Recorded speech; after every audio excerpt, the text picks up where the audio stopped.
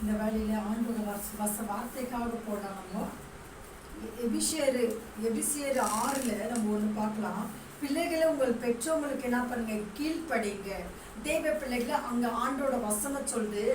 ஒரு வசனம் சொல்லுது, யாத்திராவில பார்க்குறோம், தாய தகப்பனை நீனா செய், நீ கென்னப்படுத்து. இதுல சொல்லுது, இந்த எபிஷேர்ல சொல்லுது, பிள்ளைகளை உன் பெற்றோர்களுக்கு என்ன பண்ணுங்க, நீ கீழ்ப்படிங்க.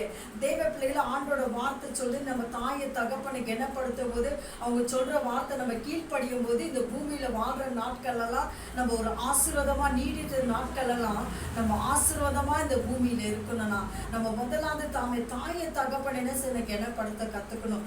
ஒரு அம்மா சாட்சி சொன்னாங்க, ஒரு விதவி அழகாக அந்த ஒரே மகள் கணவனை எழுந்து சின்ன வயசுல இருந்து குழந்தை என்ன பண்ண படிக்க வச்சு ஆளாக்கியோ அந்த மகளை வேலை செய்ய ஆரம்பிச்சாங்க. அந்த அம்மாவுக்கு வாடகை வீடு, அந்த பொண்ணை விட்டா வேற யாரும் இல்லை. அப்ப அந்த அம்மா என்ன செஞ்சாங்கன்னா, தன் மகளை அதிகமா கஷ்டப்பட்டு கடன் வாங்கி வீட்டு வேலை செஞ்சு படிக்க வச்சு மேல உயர்த்தி ஒரு திருமணம் என்ன பண்ணி கொடுத்தாங்க. அந்த மகள் திருமணம் நடந்தவன என்ன ஆச்சுனாக்கா, அவங்க நல்லா சம்பாதிக்கிறவங்க இந்த தாயை என்ன செஞ்ச கை விட்டுட்டாங்க. தேவ பிள்ளைகளை கைவிட்டு இந்த அம்மா ஒவ்வொரு நாள கண்ணீரோட என்ன பண்ண ஒரு பக்கம் சோமம். இந்த திருமணம் ஆன பொண்ணு என்ன பண்ணுச்சு, சம்பாரிச்சு அவங்க குடும்பத்தை என்ன பண்ண அவங்க கணவர்கிட்ட கொடுக்க ஆரம்பிச்சிச்சு. தேவ பிள்ளைகளை அவங்க அழுவும் போது, அவங்க கண்ணீர் விடும் போது நம்மளுக்கு அது என்ன பண்ண, அது கஷ்டமா ஆகும். எப்போ நீ தாயை தகப்பனை நேசிக்கிறோ, தாயை தகப்பனுக்கு நீ உதவி செய்யறோ, தாயை தகப்பனுக்கு நீ கீழ்ப்படியும் போது அதுக்குரிய ஆசீர்வாதத்தை நீ என்ன செய்வ, நீ பெற்றுக்கொள்ளுவாய். அப்ப அந்த அம்மா நான் போகும்போதெல்லாம் சொல்லணும், இவ்வளவு படிக்க வச்சேன், எனக்கு ₹1 யாரும் என்ன செய்யல கொடுக்கறதில்ல.